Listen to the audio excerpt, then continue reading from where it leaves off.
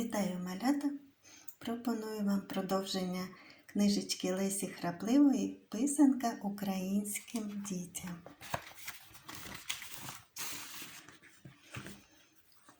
Перший твір – це вірш, який називається «Що роблять звірята?». Взялися звірята писанку писати, бо ж іде Великдень, це велике свято. Зайчик на драбині пише взори сині, а лисиця помагає, така добра нині. Мишка із грибочка видивляє очка, буде у звіряток писанка ні в рочку. Гуска ще під крила квачик захопила, пташка заспівала, всім робота мила. Лиш сова оспала, люто забурчала, от мені дали б, я намалювала б. Кінчають звірята писанку писати, раді та веселі, що надходить свято. І оповідання, яке називається «Великодня пригода». Засвітило сонечко ранком у віконечко. Поклала мама в кошик паску, писанки, ковбаску та покликала донечку Параску. Від себе і від батька, і від мене занесеш бабусі свячене. І пішла Параска, в кошику ковбаска, писанки і паска. А дорогою дивуються горобчики, цвірінь, що в Параски вишита запаска. Іде Параска, вийшла на горбок, а до неї Бровко песик скік та скок. Куди йдеш та що несеш? Несу я паску, писаночки, ковбаску, від батька і від мами, і від мене несу бабусі свячене. А не буде там нічого і для мене? Бровко питає, хвостиком махає. Писанки матуся написали, оленями, півниками, сонцями прикрашали. Не на те трудились моя ненька, щоб з'їв Бровко писанки смачненько. Подивись, Парасю, ще раз на свячене, може там знайдеться що для мене? Бровко питає, хвостиком махає. Білу паску немалі це речі, мама цілу ніч місили, ще й пекли у печі. Ой, багато мали з нею праці, чи ж годиться пасочка собаці?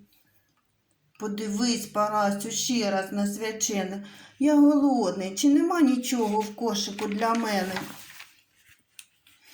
Лиш ковбаска, вся товстенька, з салом, мама її довго начиняли, ще й пекли.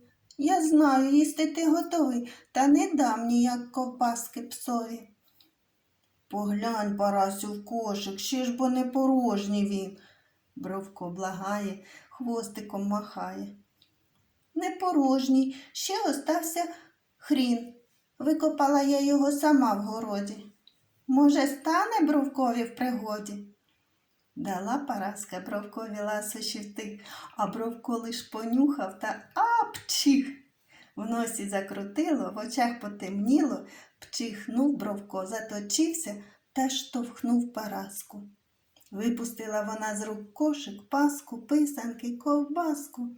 Покотилася з горбочка паска, а за нею стежкою всі писанки й ковбаска, а за ними кошик і Параска, а за ними гавкаючи Бровко пес.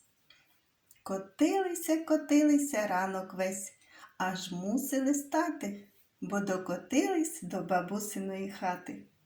Встала тоді Параска, позбирала в кошик паску, писанки, ковбаску та промовила: бабусенько, від мами і від тата, і від мене принесла я й ласощі вам свячені. І сказала, як пригода приключилася, як усі вони з горбочка покотилися. А бабуся, Параску цілувати. Посадили її на покутті в хаті, а Бровкові біля порога дали велику кістку, а він зубами хап і їсть. І досі їсть. Ось така жартівлива пригода.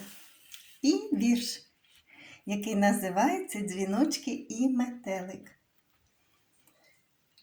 Метелику, метелику, дзвіночок запитав, що бачив ти, коли літав над лугом поміж трав?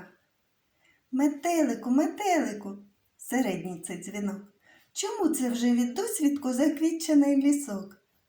Метелику, метелику, найменший із дзвінків, ти знаєш, здаля прилетів, який це дивний спів?